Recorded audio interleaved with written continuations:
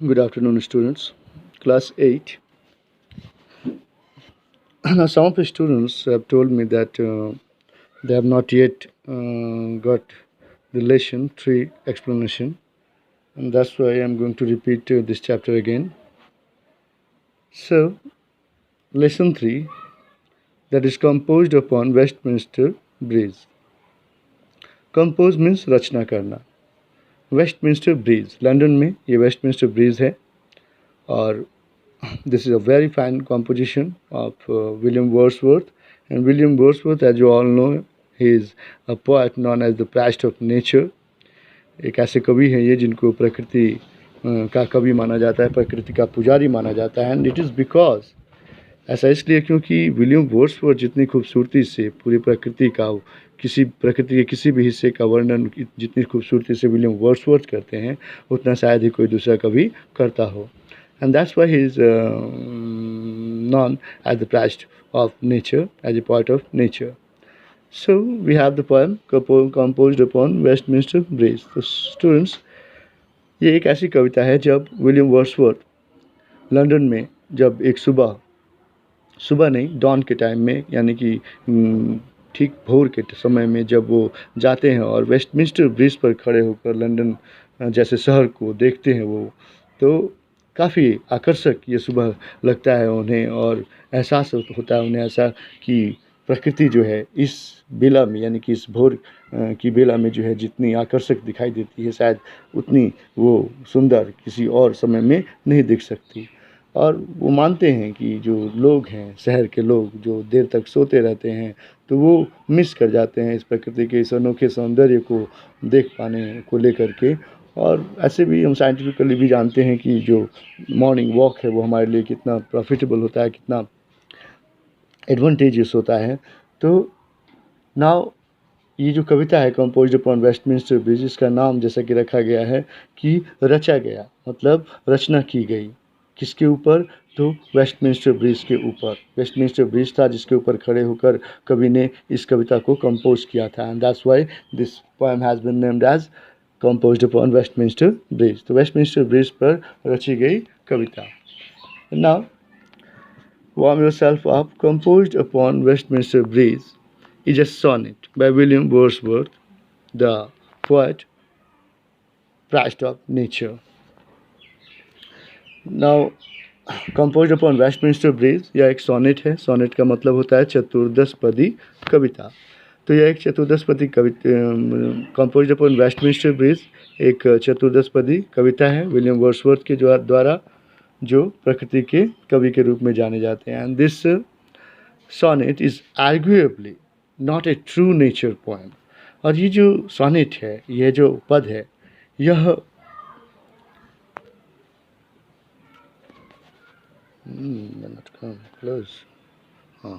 This sonnet is arguably not a true nature poem. ये जो चतुर्दशपदी कविता है यह सच में एक प्राकृतिक कविता नहीं है. सो मच, इतनी अधिक,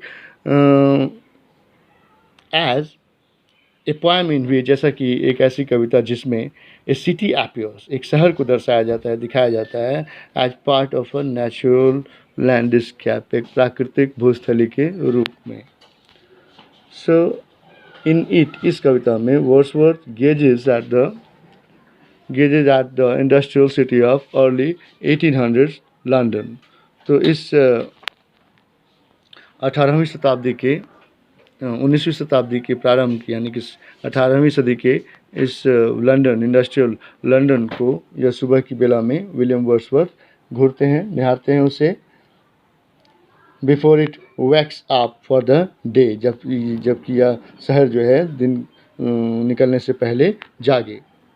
एंड सीज, और देखते हैं, if it as a beautiful, इसे बहुत सुंदर रूप में देखते हैं इस शहर को वो. एंड इन हारमोनी, और एक अच्छे सामंजस्य बिठाते हुए विथ इट्स नेचुरल सराउंडिंग, अपने प्राकृतिक आसपास के क्षेत्र से. Now in this poem students, this poem कवि ने वेस्टमिंस्टर ब्रिज के ऊपर खड़े होकर लंदन का जो पूरा दृश्य देखा, वो उन्हें इतना सुहावना लगा, इतना आकर्षक लगा कि उन्होंने यह माना कि प्रकृति जो है भोर के समय में जितनी अपनी सबसे आकर्षक रूप में जो है हमें दिखाई देती है, तो हमें इस आकर्षण को जो है हमें इस आकर्षणीय सुंदरता को ज़रूर देखना चाहिए। दैट इज़ हमें यह पल गंवाना नहीं चाहिए। Now the lines of this poem. Earth has not anything to show more fair. The poet is saying that the earth has not anything to show more fair. पृथ्वी के पास ऐसा कुछ नहीं है कुछ ज़्यादा सुंदरता के साथ दिखाने के लिए। पृथ्वी के पास जो कुछ भी है वही है जो उसके पास है। The earth has not anything to show more fair. पृथ्वी के पास ज़्यादा सुंदर दिखाने को ऐसा कुछ भी नहीं है।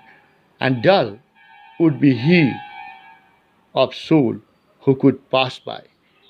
And dull would be he, और ऐसा एक व्यक्ति मंद बुद्धि का होगा, सुस्त इंसान होगा वह, who could pass by, जो गुजर जाता हो, a sight, एक दृश्य से, so touching, इतना हृदय को छू जाने वाला, इतना करुणात्मक, इन a majesty, अपनी पूरी गरिमा के साथ, the city now doth like a garment wear, और ये जो शहर है यह लगता है जैसे मानो एक नया वस्त्र जो है नया परिधान जो है उससे यह शहर सुसज्जित हो गया हो।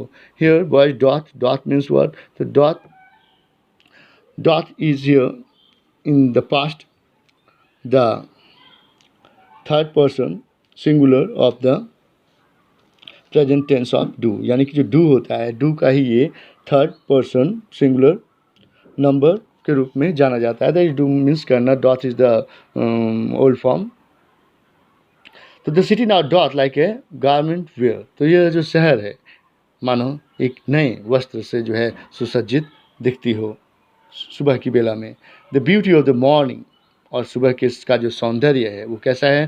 तो सुबह का जो the beauty of the morning, सुबह का जो सौंदर्य है, साइलेंट बिल्कुल शांत, बेयर बिल्कुल अनलंकृत मतलब कोई सजाया हुआ या कोई प्रधान से सुसज्जित नहीं, बिना श्रृंगार किए हुए बिल्कुल खाली।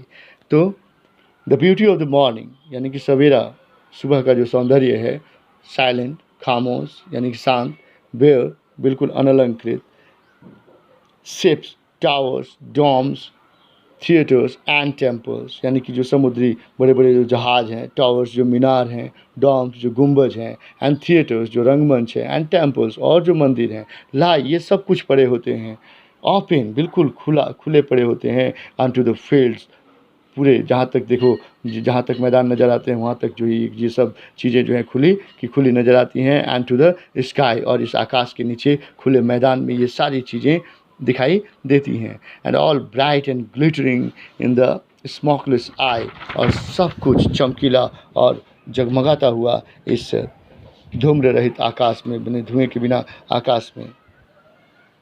Never did sun more beautiful steep, और इससे पहले जो है सूर्य इतना ढालू नुमा कभी दिखा नहीं। तो never did sun more beautiful steep, और सूर्य भी इस समय को छोड़कर बाकी किसी अन्य समय में इतनी सुंदरता से इतना ढालू नुमा नहीं दिखा। In his first Splendor valley, और उसके बाद जब सूर्य निकलता है तो उसकी जो शानदार प्रकाश है, सबसे पहले वो शानदार घाटियों में, उसके बाद चट्टानों में, और फिर हिल उसके बाद पहाड़ियों पर पड़ते हैं। नेवर सॉ आई, और मैंने कभी never saw I never felt a calm so deep, और कभी भी मैंने इससे पहले कभी भी इतनी गहरी शांति को महसूस नहीं किया। यानी कि सुबह में कभी बताते हैं कि जो हम शांति महसूस कर सकते हैं, जो फ्रेशनेस महसूस कर सकते हैं, वो किसी और समय में नहीं किया जा सकता। एंड कभी बताते हैं कि the river glided in his on sweet wheel, और जो नदी होती है, जो थेम्स नदी होती है, उस पुल के नीचे, उस वेस्टमिंस्टर ब्रिज के नीचे जो थेम्स नदी है लंदन की, वो वहाँ पर काफ़ी प्रसन्नता at his on sweet will, अपने खुद की मधुर इच्छा से मानो वह प्रसन्न होकर बहती हो। तो कभी यहाँ पे एड्रेस करते हैं, भगवान को संबोधित करते हुए कहते हैं कि डियर गॉड, हे ईश्वर, the very houses seem asleep. ईश्वर को की प्रार्थना करते हुए कहते हैं वो कि हे ईश्वर, the very houses feel seem asleep, कि बहुत सारे घर, अनेकों जो घर हैं, बहुत तेरे जो घर हैं वो प्रतीत होते हैं सोते हुए।